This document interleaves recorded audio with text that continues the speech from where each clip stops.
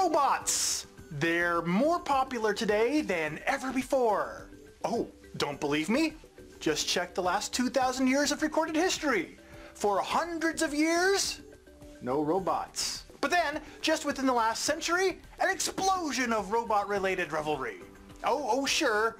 One may argue that, electricity, semiconductors, and microprocessors may have had something to do with it. But putting all that accurate logic aside for just a moment, the fact remains, robots are everywhere. Books, movies, industrialized factory assembly plants, and even in dance moves.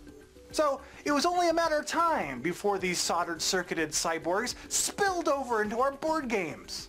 Games such as Volt, Robot Battle Arena, which is filled with mechanical mayhem. So, my Android aficionados, will we get a charge out of this current game with its focus on automatons? Or will we blow a fuse? Plug into this high-energy review, and we'll find out if Volt Robot Battle Arena gets its wings. Domo arigato.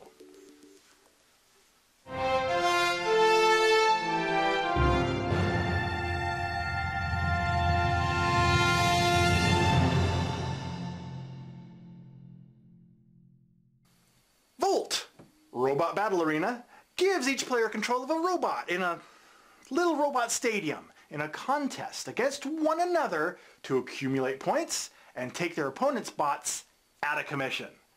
Each turn, players will secretly program their robot with commands to move around and fire blasters at each other.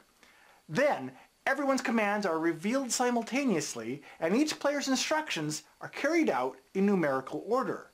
Now, the result is an environment of calculated chaos, as a robot's actions may end up affecting each of those that come after it. As a result, while your robot will end up doing what you told it to do, may not end up doing what you intended it to do. Am I filling your computer screen with lies? Well, let's find out by taking a closer look at how this game plays.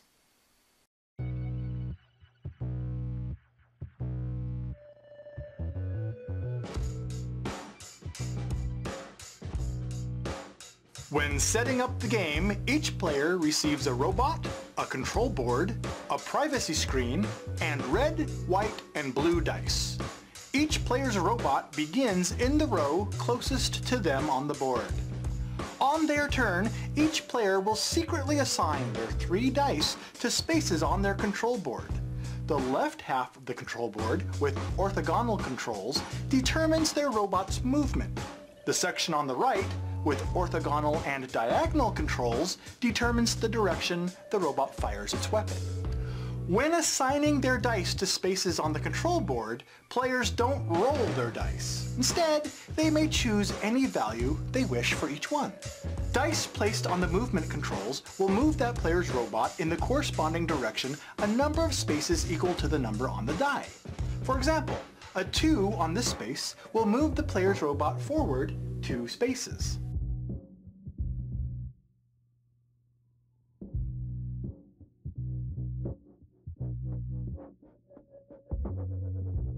Dice that are assigned to the weapon controls will fire the robot's blaster in that direction. In addition to dealing a point of damage to the target, a hit may perform a special effect on the target as well.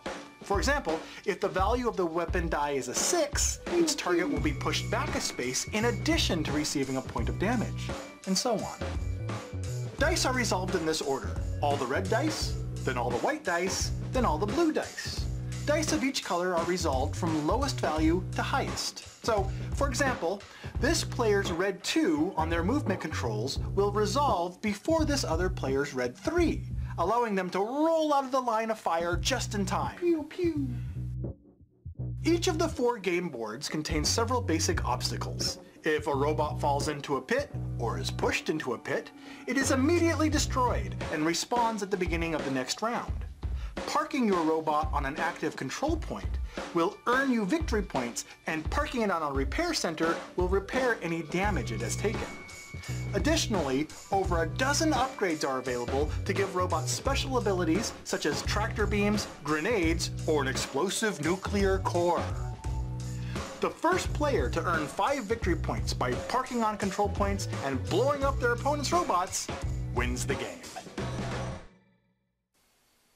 Okay, if one is going to discuss a competitive robot programming game, a comparison to 1994's Robo Rally is going to be inevitable. In both games, the players command robots in an environment that will cause your commands to just as likely go haywire as to go as expected. Now, I played Robo Rally a decade ago, and I found the experience to be just as enjoyable as eating a sandwich in a public bathroom. So, when the opportunity to play Volt came along, my expectations were not that high. But I didn't want to let my past experiences with another game in the same genre, whether positive or negative, bias my opinion of a new game. So I held down my factory reset button and set myself to my default settings and tried to go into Volt without any preconceptions. And I'm glad I did it, because in doing so, I discovered what it was about Robo Rally that caused me to hate it with the intensity of 1,000 suns. In Robo Rally, the focus seemed to be on programming and orienting your robots to not only deal with the robots operated by the other players, but to do so while simultaneously working within a puzzle of conveyors and other board obstacles. And while such chaos can be fun, there just seemed to be so many things to keep track of that could override your plans that in my experience, random commands seemed to be nearly as effective. I was left with the impression that Robo Rally was just a number 2 pencil away from being algebra homework. But that's where Volt seems to differentiate itself. In Volt, the focus is from the other side. It's streamlined to focus on what your robot is going to do to the other robots instead of how the environment is going to prevent you from doing it. The focus in Volt seems to be less about dealing with the environment or micromanaging your robot's orientation, and more about dealing with each other. Everything's player-centric instead of environment-centric, and the result requires much less bookkeeping. This shift in the focus makes the game much more enjoyable to me. It's still chaotic, but the chaos comes from a different source. Alright, so is everything about Volt sunshine and buttercups? Or is there anything about the game that I felt lacked power? Well, here's my list. First off, while some may appreciate the fact that Volt isn't as layered an experience as Robo Rally, others who are looking for a more complex experience may be left disappointed.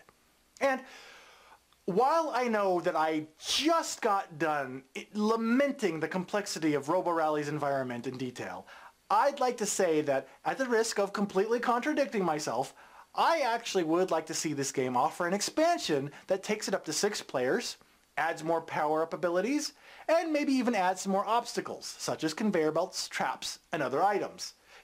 Tokens that you can add or remove from the board at will, depending on how technical and complicated an experience you want to have. And why would I want this? Because I'd like to see if Volt could handle more complex obstacles, board layouts, and environments in the same streamlined, easier to digest manner. I have a feeling that Volt could pull it off. I'd also like to see some scenarios like capture the flag or holding control points. Some rules for those would be really neat to see. So, does Volt get its wings? Well, because it offers strategic planning with the unpredictable results of a robot programming game, but then streamlines the experience so that you can focus on your interaction with each other instead of struggling with your orientation and the environment, it certainly does. It's streamlined, but still scratches the itch for this type of experience. Now, if only someone would make a game that focused on the repair of tiny little fighting robots, then we'd have all the bases covered.